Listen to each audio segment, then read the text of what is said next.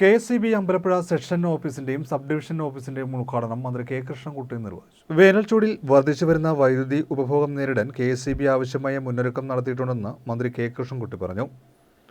പുതുതായി നിർമ്മിച്ച KSEB Ambalappuzha section ഓഫീസിന്റെയും സബ് ഡിവിഷൻ ഓഫീസിന്റെയും ഉദ്ഘാടനം നിർവഹിച്ച് സംസാരിക്കുകയായിരുന്നു മന്ത്രി. സാധാരണക്കാർക്ക് കുറഞ്ഞ നിരക്കിൽ വൈദ്യുതി എത്തിക്കുവാൻ KSEBക്ക് സാധിക്കുന്നത് അവരുടെ ഫലപ്രദമായ മാനേജ്മെന്റ് സംവിധാനം കൊണ്ടാണെന്ന് സമ്മേളനത്തിൽ അധ്യക്ഷത വഹിച്ച എച്ച് സലാം MLA പറഞ്ഞു. ശിലാഫലക അനാച്ഛാദനവും MLA നിർവഹിച്ചു.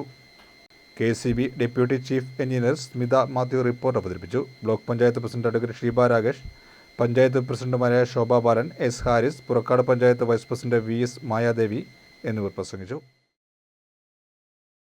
100 ലക്ഷം യൂണിറ്റ് എത്താനാണ് സാധ്യത.